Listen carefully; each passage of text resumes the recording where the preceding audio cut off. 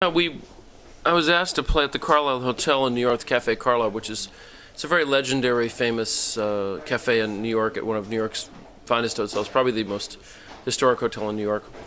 And it's a very small room, 80 people, and it was something very different for me. And initially, at the beginning, I was a little nervous about trying to do it, but I had to scale down or make my entourage smaller because I couldn't use the whole band. And so I decided to use acoustic piano, a saxophone, and just myself. I would just play acoustic guitar. And the first week or so, it was very awkward for me. I wasn't feeling very comfortable having the songs play this way because I'm so used to having the whole band and everything. But soon my ear and I adjusted to listening this way, and the reaction of the people was so good that the month turned out really. We played for 1 month, turned out really nice. But almost every night, so people would come up and say, where can we buy an album of this? Because it's so nice. The music is so pure. I can hear your voice, and we love this presentation. So we decided to make an album, and a friend of mine, Chris Walden, who's a wonderful jazz musician in L.A., he's from Germany, he's in L.A., he had helped me find the musicians I played with in New York, Andy Ezra and David Mann. They're New York jazz musicians. And so Andy and David and I went to L.A., we combined with Dave Byer and Kevin Axton. We went into the studio and recorded for 2 days live, not in front of an audience, but live in the studio like Sinatra would, Everybody playing at one time, no overdubs, and recorded like 15, 16 tunes, and we came up with the Cafe Carlisle record, and people seem to really be enjoying it. Yeah, the record company, Edel, the German record company who was working with us on it, they wanted the hits on the record, of course, so they wanted, All Right and I'd Like to Win, those songs. So those were obvious ones, but since we could have so many tracks, I wanted to choose songs from my whole discography, from some of the albums that are lesser known. I've made 7 albums over the years.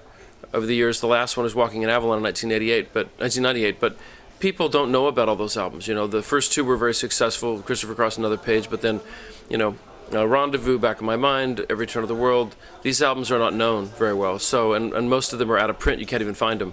So this was an opportunity, as is typical with playing live, for me to present some of these songs to the audience. And again, at the Carlisle, playing, when I'd play songs I Swept Away or Open Up My Window, Back in My Mind, Deputy Dan, people would really react well to them. So the album features hits as well as just a choice of songs that I felt lent themselves pretty well to this ensemble instrumentation, and songs that I want, again, want to make an attempt for people to hear, because that's been the only really sad part about my career. Started very meteorically, very big, and it kind of slowed down, and it's from the big early years. And I don't really miss the fame or the money particularly, but what is sad is that the music doesn't get heard. People don't know about it, so the songs don't get heard, and that's the only really frustrating part for Rob and I, my songwriting partner. We work really hard on these records, and I think all the records have had quality songs on them, but they've pretty much gone unnoticed.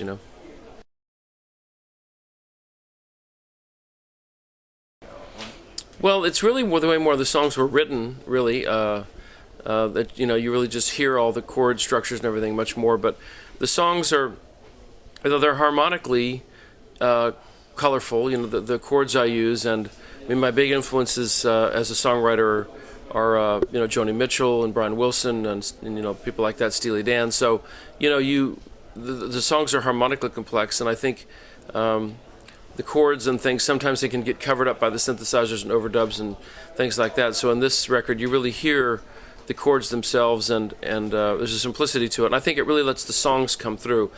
I think these kind of albums are a real test of the songs, because if you can't play a song on an acoustic instrument and it doesn't stand alone, it's not really a song. It might be a great record or a great production, but for songs to hold their own, at least, you should be able to play them in this simple way and have them come across. But yeah, songs like Back in My Mind. Also, we opened up the arrangements a bit. Like we'd add some bars in places where we let Andy play the piano or put some more sax in, and gave them some relief, and rather than just having it being exactly bar for bar like the record.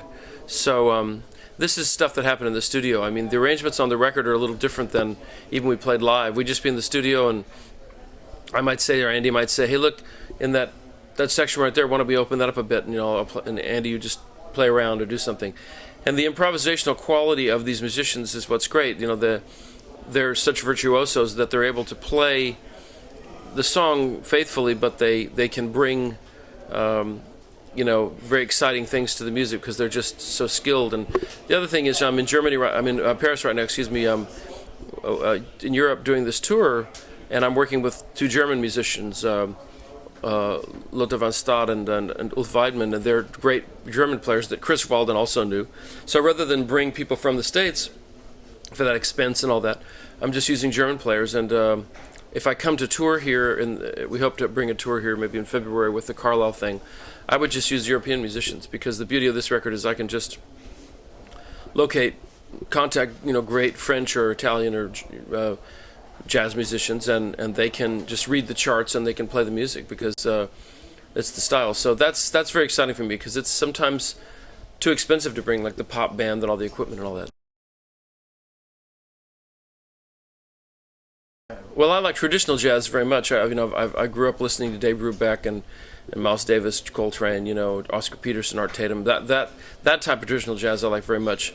New age jazz or whatever you want to call it, like Kenny G and that sort of thing. I'm not particularly drawn to that type of music. I mean, I respect them, but I tend to be more of a traditionalist, and Sinatra and Billie Holiday and that sort of thing is. But so yeah, I started out playing the drums, and I very much love jazz, but like I said, more Miles than traditional jazz. But I love jazz players, especially jazz players who can.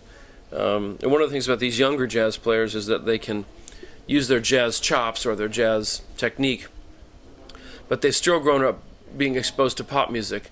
And I try to find musicians who, while they're jazz influenced players and they went to school or they learned their technique through jazz, they love pop music. They love the Beatles and they love all that kind of stuff.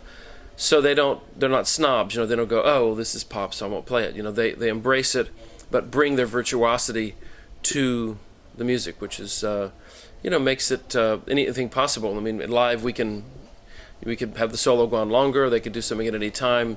They do a lot of improvisation, which is great. Like on this thing particularly, Lotar's playing some nice soprano sax in the front of Sailing and throughout Sailing. On the record, there's no soprano sax, but Lotar just started doing it the other day, and I was like, that sounds nice,